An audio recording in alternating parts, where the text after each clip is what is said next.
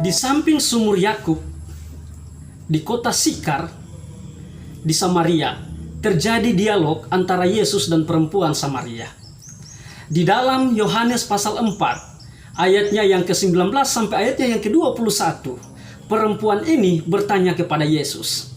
Kata perempuan itu kepadanya, "Tuhan, nyata sekarang padaku bahwa engkau seorang nabi. Nenek moyang kami menyembah di atas gunung ini, tetapi kamu katakan bahwa Yerusalemlah tempat orang menyembah." Ayat 21 kata Yesus kepadanya, "Percayalah kepadaku hai perempuan, saatnya akan tiba bahwa kamu akan menyembah Bapa bukan di gunung ini dan bukan juga di Yerusalem." Gunung apakah yang perempuan Samaria dan Yesus ini maksudkan dalam dialog mereka? Gunung yang mereka maksudkan adalah Gunung Gerisim di Samaria yang memiliki ketinggian 868 meter. Ini adalah satu gunung tertinggi di Palestina Tengah. Gerisim, gunung yang paling selatan, berhadapan dengan Gunung Ebal yang berada di kota yang saat ini adalah kota Nablus modern. Terletak 4 km di sebelah barat laut Sikem kuno. Gerisim merupakan gunung suci bagi orang Samaria, karena di atas gunung itu tempat mereka mengadakan penyembahan, merayakan Paskah, Pentakosta, dan pondok daun dari generasi ke generasi.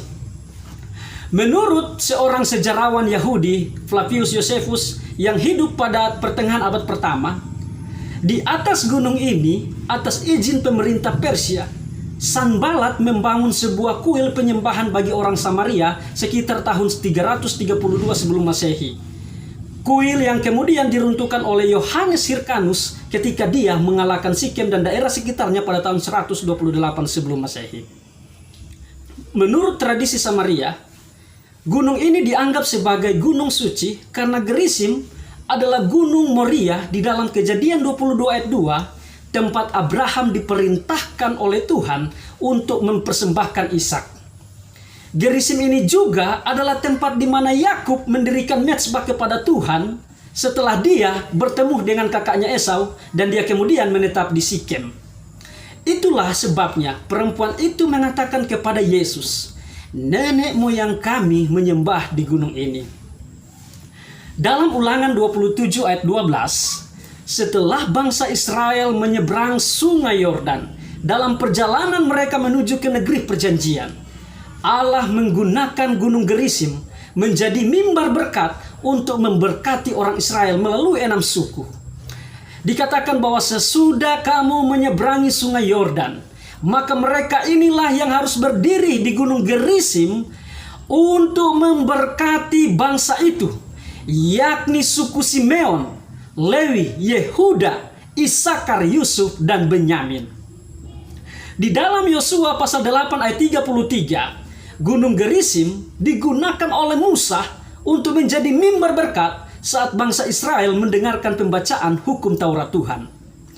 Di pertengahan jalan menuju puncak Gunung Gerisim, ada sebuah pagar tembok yang dikenal dengan sebutan mimbar Yotam. Karena di dalam Hakim-Hakim 9 ayat 7, gunung ini adalah tempat di mana dia berseru kepada orang Sikem, "Dengarkanlah aku, kamu warga kota Sikem, maka Allah akan mendengarkan kamu." Ketika kita melihat dalam teks Alkitab ini bahwa Gunung Gerisim adalah gunung yang sering digunakan oleh Tuhan untuk menyampaikan berkat kepada umatnya dan untuk memuliakan namanya. Lalu di dalam peristiwa percakapan Yesus dengan perempuan Samaria, mengapa Yesus menolak penyembahan di Gunung Gerisim itu? Pada abad kedua, Kaisar Roma Hadrian mendirikan kuil untuk dewa Zeus di sana. Bekas pintu tembaga dan tangga yang terbuat dari 1.500 marmer peninggalan Ka'bah Yerusalem digunakan kembali di Gunung Gerisim.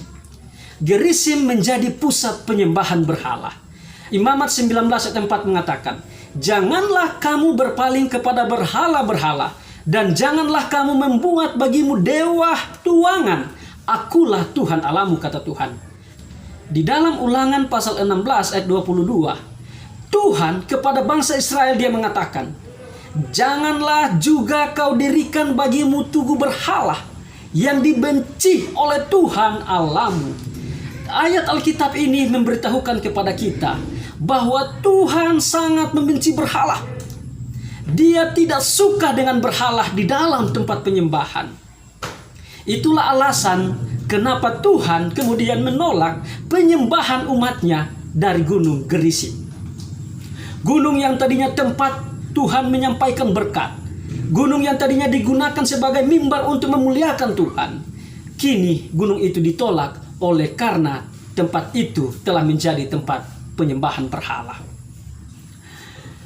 Ada seorang penulis Kristen yang terkenal, namanya Ellen Goldharmon, atau yang dikenal dengan Ellen G. White. Di dalam bukunya Para Nabi dan Bapa, dia mengatakan seperti ini. Apapun penghargaan yang kita berikan, yang mengurangi kasih kita kepada Allah, mencampurkannya dengan pelayanan kepadanya, menyangkut hal ini, kita sedang membuat berhala. Penulis ini dengan jelas mengatakan bahwa apapun penghargaan yang kita berikan mengurangi kasih kita kepada Allah. Terkadang di dalam peribadatan kita tidak menghormati Tuhan.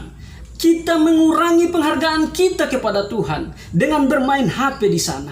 Ketika firman Tuhan disampaikan, kita asik chatting dengan teman di sosial media. Mungkin ini adalah berhala yang kita bawa ke gereja. Kita mengurangi penghormatan yang kita berikan kepada Allah melalui pakaian kita. Kita datang ke gereja, orang tidak lagi memandang Tuhan, tetapi ketika melihat pakaian yang kita pakai, melihat model yang kita gunakan, orang mulai mengagumi kita dan kasih kepada Tuhan berkurang. Pada saat ini pemerintah telah menetapkan satu peraturan untuk kita beribadah di rumah. Kita dilarang untuk beribadah di tempat peribadatan, di gereja. Mungkin ini adalah cara yang Tuhan gunakan untuk mengingatkan kita, untuk menyadarkan kita, supaya kita dapat mengoreksi cara beribadah kita saat ini. Tuhan memanggil kita. Mari kita membuang semua berhala dari diri kita. Mari kita meninggalkan berhala-berhala itu. Di dalam peribadatan, di dalam kita menyembah Tuhan, kita betul-betul mencintai Dia. Saat ini kita sementara beribadah di rumah. Semoga tidak ada berhala yang kita bawa dalam penyembahan itu, sehingga penyembahan kita tidak lagi ditolak oleh Tuhan.